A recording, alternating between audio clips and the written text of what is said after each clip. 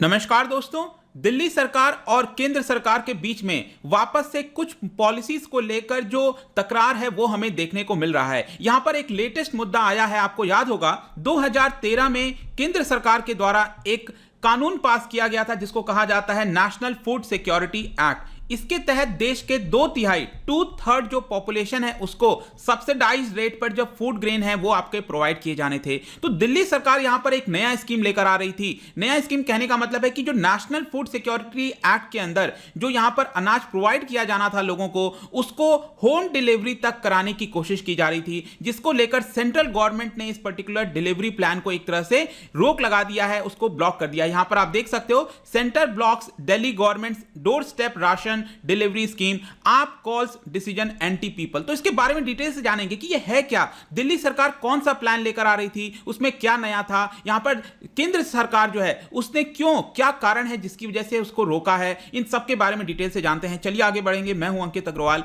और अपडेट के लिए आप मुझे फॉलो कर सकते हैं इंस्टाग्राम, फेसबुक और ट्विटर पर। मेरे लेक्चर की हर पीडीएफ आपको फेसबुक पर तो मिलेगी, प्लस साथ में आप मेरा टेलीग्राम चैनल ज्वाइन कर सकते हैं by searching Ankit Agrawal official. और जैसा कि आपको पता है कि यूपीएससी का नोटिफिकेशन आ चुका है, आप अपनी प्रिपरेशन और ज्यादा बेहतर और मजबूत करने के लिए स्टडी आईक्यू के यूपीएससी कोर्स को ज्वाइन कर सकते हैं, जहां पर आपको कॉम्प्रिहेंसिव तरीके से सभी डिटेल्स, सभी जानकारी, रिक्वायरमेंट एक जगह उपलब्ध करा दी जाएंगी। चलिए यहां पर आगे हम बढ़ें उसके पहले एक क्वेश्चन आपके लिए लेकर आया हूं। क्या रिसेंटली आपने करंट अफेयर्स में मेरा राशन मोबाइल ऐप के बारे में सुना है? अगर इसको जाना है आपने तो दो स्टेटमेंट है यहां पर, इसको ध्यान से पढ़िए और बताइए इसका आंसर क्या होगा। इसका राइट आंसर मैं आपको वीडियो के एंड में प्रोवाइड कर दूंगा। तो यहां पर सबसे पहले देखते हैं एग्जैक्टली हुआ क्या है, हम क्यों इसके बारे में डिस्कस कर रहे हैं। तो केंद्र सरकार ने यहां पर फ्राइडे को एक चिट्ठी लिखी है दिल्ली सरकार को, और यहां पर यह कहा है कि दिल्ली सरकार ये जो नया स्कीम लेकर आ रही थी जिसका नाम है मुख्यमंत्री घर घर राशन योजना। तो ध्यान रखिएगा इस स्कीम के बारे में, ये दिल्ली सरकार का स्कीम है, केंद्र सरकार का नहीं है। तो यहां पर दिल्ली सरकार ये स्कीम लेकर आ रही थी ताकि जो फूड ग्रेन वगैरह हैं उसको डायरेक्टली घरों तक पहुंचाया जा सके। जो लोग एलिजिबल हैं इसके लिए उनके घर तक डायरेक्टली पहुंच जाएगा, लेकिन इसको यहां पर रोक दिया गया है, ऐसा केंद्र सरकार की चिट्ठी में लिखा हुआ है। इस लेटर के बारे में मैं आपको बताऊं तो यहां पर जो सेंट्रल गवर्नमेंट के अंदर ज्वाइंट सेक्रेटरी हैं for department of food and public distribution, ठीक है, एस जगन्नाथन,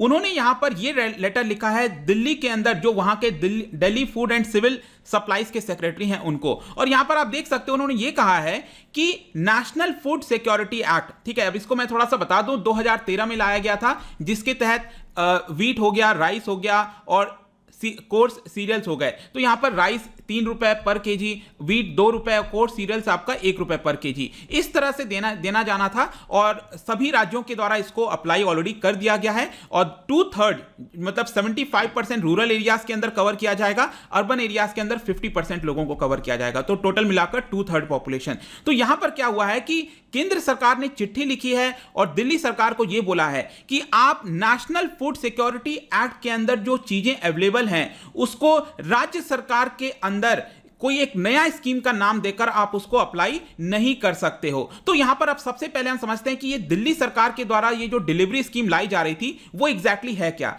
ये जो स्कीम है वो 25 मार्च, जी हां, अगले 5 से 6 दिन के अंदर ही इसको यहां पर लॉन्च किया जाना था, जिसमें जो दिल्ली सरकार है वो ये कह रही थी कि हम यहां पर व्हीट फ्लोर हो गया, जो शुगर हो गया, राइस हो गया, इस तरह की चीजें जो बेनिफिशियरीज हैं उनको पहुंचाएंगे। लेकिन नेशनल फूड सिक्योरिटी एक्ट के अंदर अगर आपको याद हो तो यहां पर व्हीट, राइस और कोर्स सीरियल्स, मतलब कि जो दिल्ली सरकार कह रही थी कि हम डायरेक्टली आटा देंगे, ये व्हीट फ्लोर की मैं बात कर रहा हूं, और नेशनल फूड सिक्योरिटी एक्ट में क्या है, व्हीट है यहां पर, मतलब गेहूं है डायरेक्टली, और इसको पीसा जाता है, फिर आपका आटा बन जाता है। तो दिल्ली सरकार डायरेक्टली आटा जो है उसको पीस कर प्रोसेस करके आटा देने वाली थी, उसमें एडिशनली शुगर भी दिया जाना था। और बाकी की जो नेशनल फूड सिक्योरिटी एक्ट के अंदर कोर्स सीरियल्स हो गया, राइस हो गया, ये तो आपका है ही है, मतलब कि एडिशनली यहां पर बेसिकली क्या हो रहा था, आटा हो रहा था और शुगर भी जो है इसके तहत दिया जाना था। तो यहां पर दिल्ली सरकार बेसिकली ये कह रही थी कि नेशनल फूड सिक्योरिटी एक्ट के अंदर क्या होता है कि जो लोग हैं, जो बेनिफिशियरीज हैं, उनको फेयर प्राइस शॉप में, जो राशन शॉप आपने जो लोकल में देखा होगा, वहां पर जाना होता है, लंबी लाइनें लगती हैं। तो इसको हटाने के लिए यहां पर हम इस तरह की सुविधा लाने की कोशिश कर रहे थे। लेकिन इसमें एक बड़ा सवाल आता है कि जैसे कि मैंने आपको बताया कि दिल्ली सरकार, जैसे व्हीट हो गया, ठीक है, इसको प्रोसेस करके व्हीट फ्लोर में कन्वर्ट करी थी, तो क्या इसमें कुछ एडिशनल चार्ज देना पड़ता लोगों को? क्योंकि ऑलरेडी अगर आप फेयर प्राइस शॉप से, राशन शॉप से लोगे तो व्हीट के लिए 2 रुपए पर किलो, राइस के लिए 3 रुपए, ये तो देना ही पड़ता है, तो ये तो देना पड़ेगा। लेकिन जो प्रोसेसिंग चार्ज है व्हीट को एक तरह से कन्वर्ट करके आटे में कन्वर्ट करना, ये वाला थोड़ा सा चार्ज इसमें एडिशनल देना पड़ेगा लोगों को। तो ये सारी चीजें एडिशनल करनी पड़ेंगी, ऐसा कहना था। लेकिन केंद्र सरकार ने कहा है कि आप ऐसा नहीं कर सकते, क्योंकि आप केंद्र सरकार द्वारा जो स्कीम चलाई जा रही है उसको राज्य सरकार के नाम पर वो स्कीम आप नहीं चला सकते। और इसी को लेकर आप देख सकते हो आम आदमी पार्टी का जो ट्वीट है वो आया है, और उन्होंने कहा है कि why is Modi government ending ration mafia, against ending ration mafia, जो है इस तरह का ट्वीट वगैरह किया गया है। तो और थोड़ा सा समझते हैं इसको, जो मैंने आपको कारण बताया। सेंट्रल गवर्नमेंट बेसिकली यहां पर कह क्या रही है, वो क्यों नहीं अलाउ कर रही है। यहां पर सेंट्रल गवर्नमेंट का बेसिकली कहना है कि जो फूड ग्रेन एलोकेट किया जाता है नेशनल फूड सिक्योरिटी एक्ट के तहत, ये बेसिकली आप राज्य सरकार की स्कीम, मैंने आपको बताया, लेकिन अगर ऐसा करना है तो ये पार्लियामेंट्री प्रोसीजर है, मतलब पार्लियामेंट का जो कानून है अगर वहां पर हम चेंज करते हैं तब आप इसको ऐसा कर सकते हो। वो नेशनल फूड सिक्योरिटी एक्ट के अंदर आता है, आप उसको राज्य सरकार के स्कीम में कन्वर्ट करके नहीं कर सकते, क्योंकि यहां पर यह बोला जा रहा है कि जो बेनिफिशियरीज हैं, जो लोग हैं, उनको उनके अंदर कंफ्यूजन हो सकता है, क्योंकि लोगों को लग सकता है कि ये नेशनल फूड सिक्योरिटी एक्ट के अंदर हमें ये वाली चीजें मिलती थी, अब यहां पर हमें ये क्यों नहीं मिल रहा है, मतलब ये सारी कंफ्यूजन क्रिएट हो सकती है। इसके लिए यहां पर आप जो जैसे चल रहा है वैसे आप चलने दो। अगर आपको एक्स्ट्रा कोई चीज करना है तो यहां पर बिल्कुल आप कर सकते हो, लेकिन आपको आपको सेपरेट रखना पड़ेगा। अगर दिल्ली सरकार सपोज अलग से चीजों को स्टार्ट करना चाहती है तो दिल्ली सरकार को एक अलग से प्रोक्योरमेंट करनी पड़ेगी राइस की, व्हीट की, और फिर उसको वो कर सकती है। आप अलग नाम देकर जो है मुख्यमंत्री घर घर राशन योजना जो मैंने आपको बताया, ये नाम देकर आप नेशनल फूड सिक्योरिटी एक्ट को एक तरह से कॉम्प्रोमाइज नहीं कर सकते, ये तर्क दिया जा रहा है केंद्र सरकार के द्वारा। इनफैक्ट यहां पर यह भी बोला गया है कि अगर आप इस तरह की कोई स्कीम लाना चाहते हो तो यहां पर लॉकडाउन के समय अलग अलग जो स्टेट्स हैं उन्होंने इस तरह की स्कीम लाई थी ताकि माइग्रेंट वर्कर्स वगैरह को एक्स्ट्रा सुविधा दिया जा सके। लेकिन जो राज्य सरकार है वो ओपन मार्केट सेल स्कीम के तहत उसको खरीदती थी, मतलब कि अगर सपोज एक्स्ट्रा कुछ गेहूं देना चाहती है, अनाज देना चाहती है दिल्ली सरकार, तो यहां पर जो ओपन मार्केट सेल स्कीम है, ये ओपन मार्केट सेल स्कीम मैं आपको बता दूं, ये केंद्र सरकार के द्वारा चलाया जाता है। बेसिकली जो फूड कॉर्पोरेशन ऑफ इंडिया है वो प्रोक्योरमेंट करती है किसानों से, डायरेक्ट नहीं करती किसानों से, लेकिन आपको पता ही होगा कि वो जो मिडिल मैन वगैरह है उनसे यहां पर अल्टीमेटली ले लेती है, वो व्हीट हो गया, राइस हो गया, और फिर क्या होता है कि एक तो नेशनल फूड सिक्योरिटी एक्ट के अंदर चला जाता है जो भी सब्सिडाइज्ड रेट पे जाना है, और जो बाकी का अनाज वगैरह है उसको यहां पर ई ऑक्शन किया जाता है। तो यहां पर ई ऑक्शन के तहत दिल्ली सरकार उसको खरीद सकती है और लोगों को दे सकती है, ऐसा केंद्र सरकार कह रही है। लेकिन दिल्ली सरकार का यहां पर जैसे मैंने आपको बताया क्या कहना है कि नेशनल फूड सिक्योरिटी एक्ट के अंदर जो चीजें हैं वो तो हम दे ही रहे हैं, फिर एक्स्ट्रा इसके अंदर शुगर हो गया, ये सारी चीजें दे रहे हैं और हम डायरेक्टली घर तक पहुंचा रहे हैं।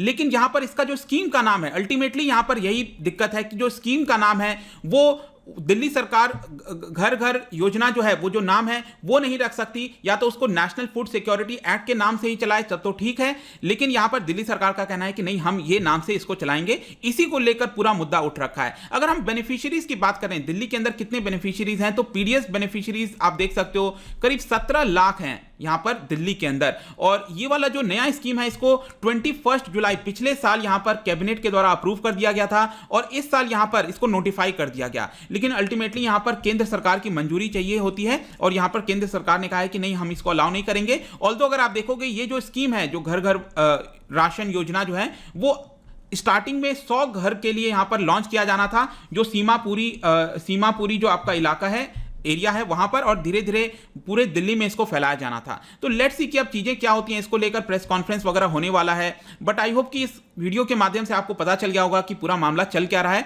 क्यों केंद्र सरकार का क्या तर्क है यहां पर और दिल्ली सरकार यहां पर क्या करना चाह रही है। आपका क्या सोचना है इसको लेकर, आप डेफिनेटली कमेंट सेक्शन में बता सकते हैं। जाने से पहले यहां पर जैसा कि मैंने आपको बोला था कि ये जो क्वेश्चन है, देखिएगा दोनों ही स्टेटमेंट यहां पर करेक्ट हो जाएंगे। पहला यहां पर याद रखिएगा, ये जो मेरा राशन मोबाइल ऐप है, इसके तहत बेसिकली क्या है कि जो माइग्रेंट वर्कर्स हैं, अगर आप यूपी में हो, बिहार में हो, कहीं कर्नाटका जा रहे हैं, महाराष्ट्र जा रहे हैं काम करने, तो आसपास कहां पर राशन शॉप है उसको ढूंढने में दिक्कत हो सकती है। तो मोबाइल ऐप के माध्यम से जो नियरेस्ट राशन शॉप वगैरह है वहां पर आप इसको ढूंढ सकते हो। इस मोबाइल ऐप के माध्यम से आप अपनी डिटेल देख सकते हैं कि आप कितना अनाज वहां से ले सकते हैं, रीसेंट का ट्रांजैक्शन कहता है। तो ये एक अच्छा मोबाइल ऐप है जो कि लॉन्च किया गया है। और ये किसके द्वारा लॉन्च किया गया है, एग्जाम पॉइंट ऑफ व्यू से याद रखना, ministry of consumers affairs, food and public distribution के द्वारा। और जाने से पहले एक और इंटरेस्टिंग क्वेश्चन आपके लिए लेकर लेकर आया हूं कि जो यूनियन टेरिटरी ऑफ दिल्ली है इसके हेड कौन होते हैं। ठीक है, यूनियन टेरिटरी ऑफ दिल्ली के हेड कौन होते हैं, इसको ध्यान से करने की कोशिश करना। काफी लोग मिस्टेक कर देते हैं।